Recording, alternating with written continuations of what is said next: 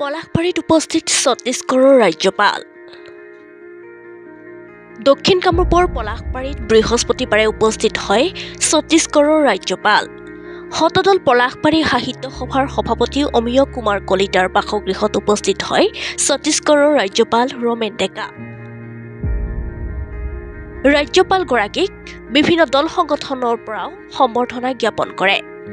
বিশেষকৈ শতদল পলাশবাৰী সাহিত্য সভা, পলাশবাৰী সংস্কৃতি বিকাশ ভৱন, বিচিত্ৰ কুমাৰ ন্যাস পলাশবাৰী, লগতে পলাশবাৰী ৰাস মহোৎসৱ আৰু অমিয় কুমাৰ কলিতাৰ পৰিয়ালবৰ্গৰ পৰাও জনোৱা হয় সম্বৰ্ধনা।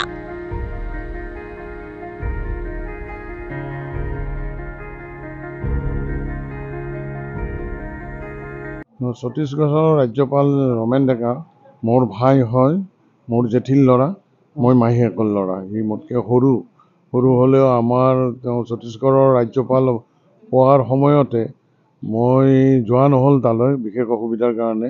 সি কৈছিল তোৰ তাত যাব লাগিব আৰু আমাৰ বাইদেউ একেই আমাৰ মামাৰ ডাঙৰ ছোৱালী মাধুৰী দত্তৰ ঘৰত বৰতেজপুৰত। সেই সূত্ৰে আজি সুবিধা ওলাই আজি এই গুৱাহাটীৰ পৰা আমাৰ ঘৰত আহি আমাৰ ইয়াতে দল সংগঠন বুলি ক'লে আমাৰ পলাশবাৰী ৰাস মহোৎসৱ, পলাশবাৰী সংস্কৃতি বিকাশ ভৱন, পলাশবাৰী সাহিত্য সভা আৰু পলাশবাৰীৰ এটা বিশিষ্ট কৃতি শিক্ষকৰ এটি বিচিত্ৰ কুমাৰৰ ন্যাস তৈয়াৰ হৈছিলে ভাগৱতীপাৰা। তেওঁলোকে আহি ইয়াতে আৰু লগত বিমল শৰ্মা তেওঁৰ লগত আহি তেওঁ সম্বৰ্ধনা জনায় আৰু তেওঁলোকৰ বাৰ্তালাপ কৰে। এনেকুৱা ধৰণে আৰু বহুজন আহিছে, ইষ্টু কুটুম্বৰ ভিতৰতো আহিছে বহুকেইজন লগত তেওঁৰ বহিয়ে আছে এতিয়াও।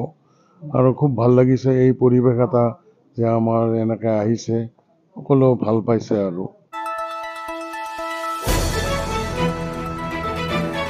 দ্য নিউজ লেন্স, অবিৰত তথ্যানুসন্ধান, আপোনাৰ সেৱাত খবৰ সন্ধান। The news lens.